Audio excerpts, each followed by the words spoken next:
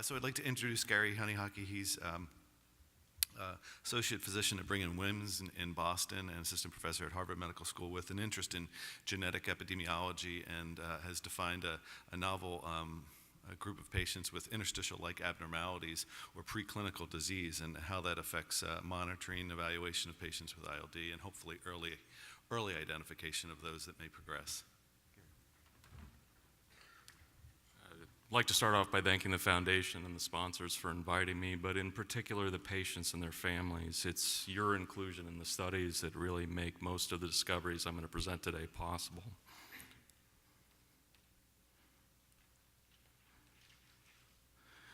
So these are my relevant financial relationships. So I think I can speak for myself, but also many others in the field, that really why we're doing this work is we would like to get to a place where we can prevent early but detectable stages of pulmonary fibrosis from progressing to the more advanced stages of fibrosis that help to diagnose disease currently. This is an example of serial axial images from a patient from the Framingham Heart Study, or actually just a research participant that over a 6-year period of time is clearly developing pulmonary fibrosis. And what I'm going to be presenting today is kind of a summation of some of the work we've done from reading about 22,000 CAT scans on individual patients from about 5 different research cohorts that we looked at. The vast majority of what I'm going to be talking about includes people with undiagnosed disease. And the examples on the left include some of the subtyping we've done in the COPD gene study, and the right examples we have from the Framingham Heart Study. I in part use the images on the right to show that it's kind of hard to convey the extent of disease with single axial images, but if you look at full 3-dimensional reconstructions, I think you get a better picture of what the disease looks like. So a summary of the work that we've done so far, and our group and I believe others as well, is that what we call interstitial lung abnormalities, or that's abnormal densities suggestive of interstitial lung disease in undiagnosed research participants, are common. They're present in about 7 and 9% of the adult population above age 50. About 2% of the adult population appears to have some element of fibrosis.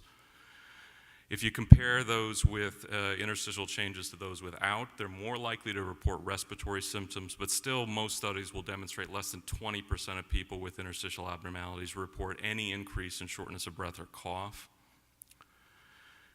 One really consistent finding in everyone who's looked at this across the literature is that people with interstitial abnormalities have reduced total lung capacity, particularly those measured by CT.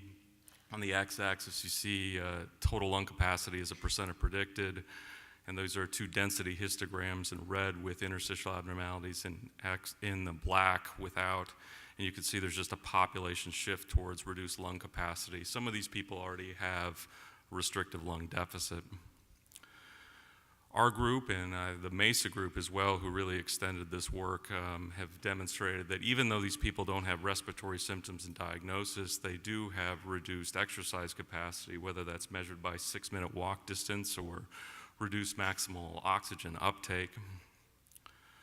And many studies now have demonstrated that these people have reduced diffusion capacity. So from a physiologic perspective, what I've summarized is that there's a large group of people out there above age 50 that appear to have physiologically what looks to be like an early stage of interstitial lung disease or pulmonary fibrosis. But a lot of people won't believe you unless you present pathology. So this year we decided to go after this by looking at histopathologic specimens from lung nodule resections. So we characterized chest CTs from patients who were undergoing a lung nodule resection. About 2/3 of these are stage 1 adenocarcinomas, the rest are benign lesions. And we had our histopathologist look at a specimen that did not have the lung nodule in it and characterize numerous histopathologic features. And essentially what we were able to demonstrate is that subpleural reticular changes on imaging are most likely associated with subpleural fibrosis and fibroblastic foci. In some cases, on the bottom, we found evidence for UIP, even though the scary thing is that neither of these were in actually the patient's pathologic report. One thing, that's always pushes us to tell fellows is that it's really important to review the slides, particularly when those path slides were not being done for the purpose of looking for interstitial lung disease. So that's a little disturbing, but maybe doesn't matter so much if people don't get worse over time who have these changes, but that's not the case. And what we did in the Framingham studies, we characterized serial chest CT images in about 1,700 people where we had serial measurements of pulmonary function.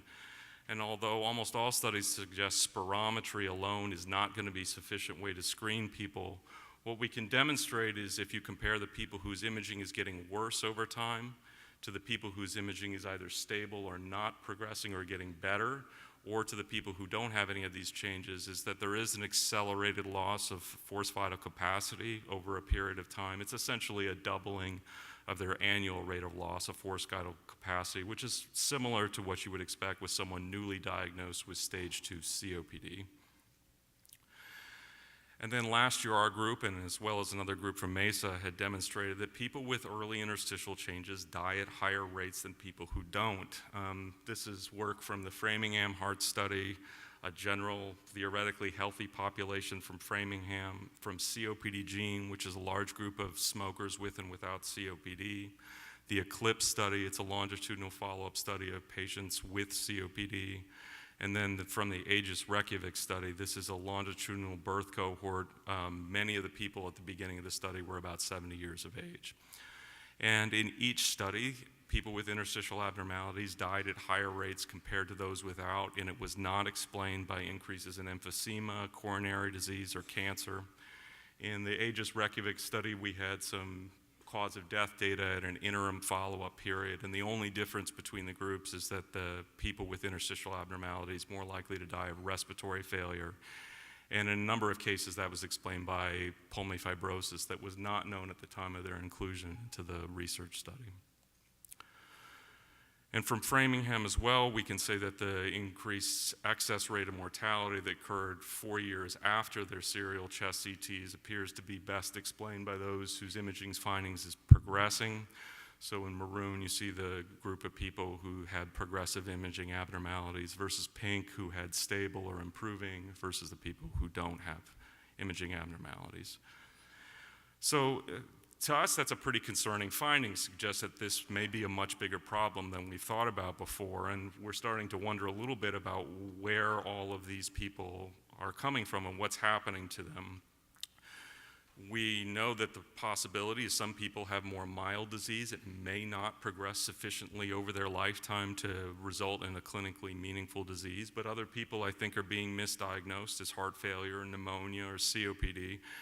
And one thought we had is that one common way, unfortunately, many patients with pulmonary fibrosis progress is they develop acute exacerbations. In the rare case you do biopsies, it's histopathologically consistent with diffuse alveolar damage, and that's the same pathology we note in our ICU patients who have ARDS. So we teamed up with the Registry of Critical Illness, and we looked at about 220 people who were recruited into the Registry of Critical Illness who had SIRS or sepsis, some evidence for an infectious illness. And we looked at all of those people who had a chest CT 7 days at least prior to their coming to the ICU, and we read those CTs blind to any other information, and we were able to demonstrate that interstitial abnormalities, at least in our cohort, were indeed strongly associated with ARDS. Somewhat scary is that 75% of the ARDS in our cohort actually had underlying interstitial abnormalities, and as honest as I can be, I believe that to be a biased group. If you had a chest CT, there's also a reason, and that makes you a little bit different than the people who wouldn't have had a chest CT. They were more likely to die in hospital as well. And you can see from this selected set of images, this is a person who had underlying subpleural reticular changes on their first chest CT. About a month later, came into the ICU. Was felt by the team to have had just regular ARDS in the setting of sepsis, and you can see how much the underlying interstitial changes are obscured and the fuzzy CT that's obtained in the setting of ARDS. And unfortunately, this patient went on to die, and the autopsy demonstrated that this was likely actually an acute exacerbation of an underlying fibrotic NSIP. So what do we know about what causes these changes? Well, I think there's a few things that we're learning about, but some things we can be more definitive in. And one is all studies demonstrate that smoking is clearly associated with interstitial changes. Now, there's many people who have them who are never smokers, but smoking has been a definitive risk factor in almost any study that's looked at this. And I think it's also important to say that cigarette smoking, in my view, is clearly associated with a wide variety of interstitial changes, not just those classically linked with smoking-related interstitial lung diseases. So what about genetics? Well, we're hoping to present genome-wide data. I think we'll have that ready by ATS in May. But we have some early stories that I want to suggest that some of these people are on the same path as idiopathic pulmonary fibrosis. And one of the first studies we did was a follow-up on a finding we thought was pretty important from David Schwartz's group in Colorado, where they demonstrated there was this relatively common variant that had a very strong increase in the risk of developing pulmonary fibrosis. And we thought, well, if some of these people have somewhat similar disease, maybe we're going to detect this in undiagnosed research participants from Framingham, and that's what we did. What we were able to demonstrate is that for each copy of this minor allele of the MUC5B promoter variant, there was an increased risk in interstitial abnormalities and also an increased risk in having definite fibrosis by CT. The odds ratio, somewhat surprisingly, for definite fibrosis in Framingham is actually very similar to the odds ratio for developing IPF overall, despite the fact that definite fibrosis is about 100 times more common than IPF is reported to be. We demonstrated last year that this same genotype is also associated with more rapid progression on imaging findings. And in work led by one of my fellows, we characterized about 14,000 CAT scans from the Aegis Reykjavik study in COPD gene, and we wanted to do some detailed phenotyping with the primary purpose is we were trying to see whether we could use MUC5B genotype to narrow this phenotype into what we think is the most important groups. So we characterize all of the scans with numerous imaging features, including those findings that would be inconsistent with IPF. The first panel on the upper left is a patient with central lobular nodules, looks very dissimilar from IPF, as well as those with possible UIP patterns, including those with and without fibrosis, and people that we see in every study we've looked at who already have a classic UIP pattern despite not having any known disease. And the short answer to these findings is that MUC5B promoter genotype at well below genome-wide levels of significance is clearly associated with interstitial abnormalities, but there's lots of heterogeneity between the different populations. And you could say, well, maybe it's because these populations are different, such as, we could think that the Aegis Reykjavik or a genetic isolated population from Iceland, they might be different from the general Caucasian population of the US. They might be different from African Americans. They have clearly different risk factors. Or is the difference between these populations better explained by the different makeup of what we were calling interstitial abnormalities between the populations? And the answer is clearly the latter. It is clearly that if you characterize people as having subpleural imaging changes or a possible UIP pattern, we get increased evidence for association with this genotype, and all the heterogeneity between the populations is gone, suggesting that if we use common imaging characterization, we can standardize things across really pretty diverse populations. So we're in the process of putting together all the genetic data we have from numerous different populations and others who are hoping to collaborate with us so that we can do more comprehensive characterization, both of common variants, but we'll have whole genome sequencing and exome sequencing on actually a fair number of these patients so that we'll be able to look at rare variant effects as well. We'll have detailed imaging and follow-up data on most of these populations. We have gene expression data on a good portion of these populations, both from the peripheral blood and then with a collaboration with Avi Spira at Boston University, we're hoping to get some BAL gene expression characterization. And the goal here, we think, is to use all of this data so that we can characterize the comprehensive phenotype that is most likely to develop these changes and to progress over time, so that we can think about who would be most groups that would benefit most from further screening. So what I'm really excited about is this grant I'm doing with Yvonne Rosas and Benji Raby, who've really done a lot of work in recruiting over the last couple of years and cramming what was a really hard IRB through for the Brigham IRB, which is a big challenge sometimes. And the grant has really three parts. One is we're looking at genetic factors to determine whether outcomes in patients with pulmonary fibrosis are different with different genetic patterns. But what I thought was really novel and interesting is we're going to bring back first-degree undiagnosed relatives of patients, and we're going to be putting them through a battery of tests, including questionnaires, pulmonary function testing, CAT scanning, telomere length testing, comprehensive genetic information, all of which we're going to communicate back. And then we're going to assess the psychosocial impact of receiving that information. Is it a problem to be told that you have something abnormal?